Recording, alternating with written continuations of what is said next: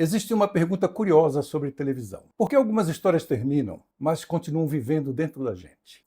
Porque, pense comigo, Roque Santeiro teve política, humor, crítica social e personagens gigantes. Mas, décadas depois, entre tantos acontecimentos daquela novela, existe uma história que continua voltando à memória da gente. Não foi uma grande vingança, uma morte, nem uma revelação explosiva. Foi um padre apaixonado. Isso diz muito mais sobre nós do que parece. Porque o que ficou não foi exatamente o romance entre Tânia e Padre Albano. O que ficou foi o desconforto, a pergunta, o conflito. Como alguém que dedicou a vida inteira a algo considerado sagrado, descobre que continua sendo profundamente humano. Em 1985, quando Roque Santeiro finalmente chegou ao ar, depois do trauma da censura, que impediu sua exibição 10 anos antes, o Brasil também estava aprendendo uma coisa: a questionar. Questionar autoridades, tradições e papéis que pareciam imutáveis. E por isso essa história encontrou tanta força. Porque Albano não era um rebelde. Ele não era um homem tentando fugir da fé. Muito pelo contrário. Ele acreditava nela, e justamente por acreditar tanto é que o conflito se tornava tão doloroso. Interpretado por Cláudio Cavalcanti com uma delicadeza impressionante, Padre Albano não aparecia como aquele religioso distante que fala de cima para baixo. Ele ouvia, participava, se envolvia com os problemas da cidade. Era um homem tentando viver aquilo que pregava. Só que existe uma armadilha silenciosa quando alguém ocupa esse lugar. A expectativa de que deixe de ser humano, como se vestir uma batina significasse abandonar dúvida, desejo e solidão, como se certas pessoas não tivessem mais direito ao conflito. E é aqui que entra Tânia, porque Tânia não surge como tentação. Esse é o detalhe que torna essa história tão diferente. Ela não aparece para destruir nada, ela aparece para perguntar. Perguntar se viver sempre dentro do papel que esperam de você é realmente viver. Filha de Senhorzinho Malta, criada dentro de uma estrutura de poder, mas inquieta e difícil. Quase sempre olhando para aquele mundo de asa branca, com a sensação de que havia alguma coisa errada naquela ordem tão perfeita. E quando ela encontra Albano, ela encontra alguém que também estava começando a sentir isso. Sem perceber, os dois representam movimentos opostos. Ela querendo descobrir limite, ele tentando preservar limite. É por isso que a tensão entre eles nunca pareceu apenas romântica, parecia inevitável. Porque às vezes, duas pessoas não se apaixonam porque se completam. Elas se apaixonam porque enxergam no outro uma pergunta que já carregavam dentro de si. E o Brasil inteiro começou a perceber isso, muito antes deles próprios.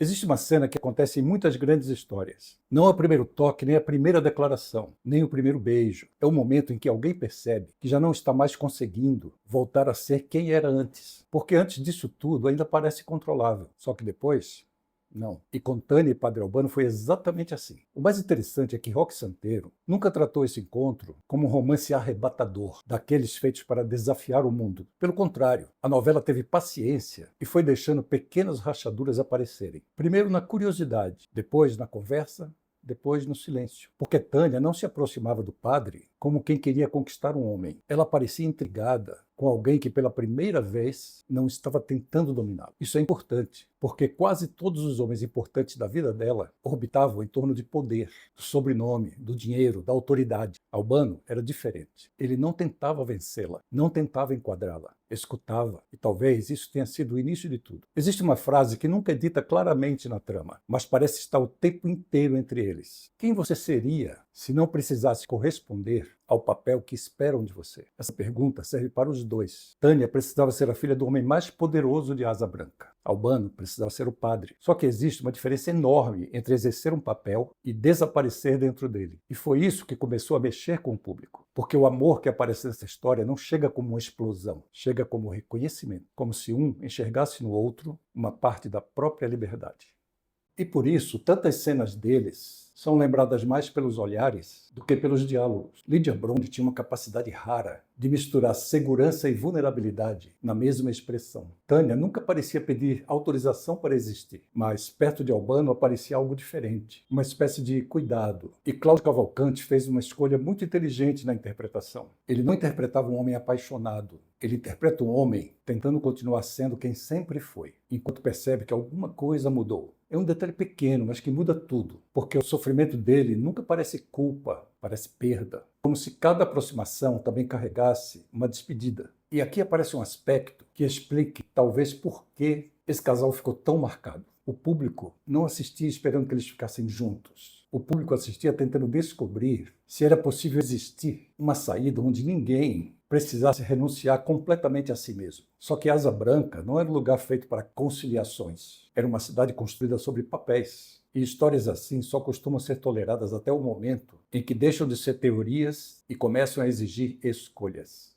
Existe um momento silencioso que muda completamente certas histórias. Não é quando o sentimento nasce, é quando ele deixa de poder ser ignorado. Porque enquanto algo permanece no campo da hipótese, ainda existe conforto. Você pode fingir que não percebeu, pode dizer que é só admiração, pode esperar passar. Mas chega uma hora que o sentimento deixa de perguntar e começa a cobrar. E foi nesse ponto que Tânia e Padre Albano deixaram de ser apenas um casal improvável. Eles viraram um dilema. Só que o curioso é que o grande conflito nunca foi entre eles, foi dentro deles, principalmente dentro dele. Porque quando a gente lembra dessa história muitos anos depois, existe uma tendência de resumir tudo em uma pergunta simples. Por que ele não largou a batina? Mas essa é a pergunta errada. Porque para Albano, a batina nunca foi uma prisão. Ela era parte da identidade dele, da forma como ele entendia o mundo, do modo como escolheu servir. Então o que estava em jogo não era abandonar uma profissão, era mexer na própria ideia de quem ele era. E existe uma cena emocional escondida em tudo isso, porque em vários momentos o que parece doer nele não é abrir mão de Tânia, é perceber que qualquer caminho exigiria perder alguma coisa. Escolher Tânia significava abandonar uma vida construída em torno da fé. Escolher permanecer padre significava aceitar que nem todo amor precisa ser vivido para existir. Isso tocou muita gente, porque no fundo, quase ninguém vive esse dilema específico, mas todo mundo já viveu alguma versão dele. Continuar sendo quem sempre foi ou aceitar que certas experiências mudam a gente para sempre. Por esta razão, o público nunca tratou Tânia como uma ameaça. Ela não aparece como alguém tentando destruir uma vocação. Ela aparece como alguém tentando revelar uma parte que já existia. E aqui acontece uma inversão muito bonita. Durante boa parte da história, o padre parecia representar estabilidade e Tânia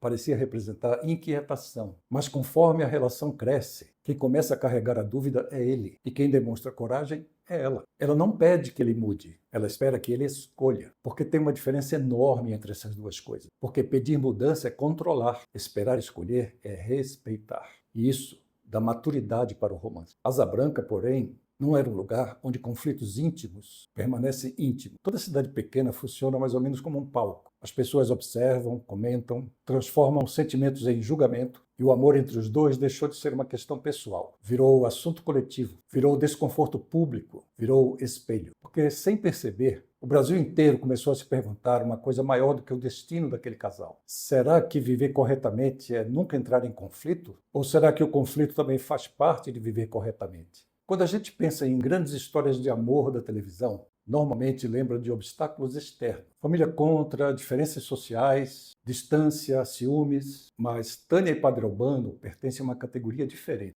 O obstáculo nunca esteve do lado de fora, estava dentro. E por isso essa história envelheceu tão bem, porque o tempo mudou costumes, mudou o comportamento, mudou o jeito de falar sobre religião, mudou o jeito de falar sobre liberdade, mas não resolveu o problema central. Até hoje a gente continua tentando entender onde termina o compromisso daquilo em que acreditamos e onde começa o compromisso com quem realmente somos. Quando alguém lembra dessa história décadas depois, quase nunca descreve exatamente o que aconteceu. As pessoas falam do sentimento. Eu torcia por eles, eu sofria por eles, eu queria que eles encontrassem um jeito. Olha como isso é interessante. Muita gente nem desejava necessariamente que Albano abandonasse tudo. O desejo era outro. Era encontrar um caminho onde ninguém precisasse perder. Só que a vida raramente oferece esse tipo de saída. E essa foi uma das coisas mais adultas que Roque Santeiro fez. Mostrar que algumas decisões importantes não são sobre escolher entre o bem e o mal. São sobre escolher entre dois bens, entre duas verdades, entre duas formas legítimas de existir. Porque Albano não era um homem dividido entre fé e pecado. Ele era um homem dividido entre dois amores. O amor pela missão